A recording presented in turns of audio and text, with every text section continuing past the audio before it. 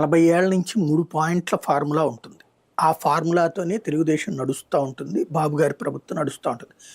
ఎన్టీఆర్ గారిని పక్కన పెట్టేయండి. బాబు గారు ఉన్నప్పుడు ఎప్పుడైనా చేసేటటువంటి ఫార్ములా ఏంటయ్యా అంటే మును సక్సెస్ అంతా ఆయనకి, ఫెయిల్యూర్ అంతా అధికారులకి. అలా వాళ్ళ చేతిలో ఉన్న మీడియా ఇంజెక్ట్ చేస్తుంది పబ్లిక్లోకి. అదే సందర్భంలో ఏదైతే ప్రజలకి వ్యతిరేక నిర్ణయాలు తీసేసుకుని అవి సంస్కరణలు అని చెప్తారు. ఫెయిల్ అయితే అది అధికారుల మీదకి తోసేస్తుంటారు. ఇది రెండో ఫార్ములా. మూడవది తెలుగుదేశం హయాంలో లేదా బాబు గారి హయాంలో అభివృద్ధి అన్నటువంటిది ఆ రోజుల్లో లెక్కల్లో చెప్తారు, వార్తల్లోనేమో ఈ ఫెయిల్యూర్ అన్నది చెప్తారు.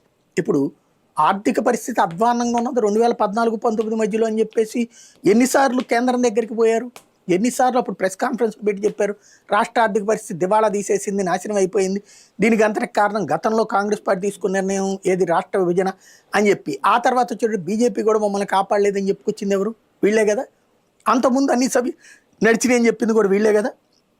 అమరావతి అద్భుతం, దానికి అదే డబ్బులు సంపాదిస్తుందని చెప్పింది ఇదే చంద్రబాబు గారు. ఇప్పుడు వచ్చేటప్పటికి వేల కోట్ల రూపాయలు ఖర్చు అవుతున్నాయి, ఎవరు భరిస్తారు దాన్ని, కాబట్టి మనం దాంట్లో ఇంకా భూములు తీసుకోవాలని చెప్తున్నది ఆయనే కదా.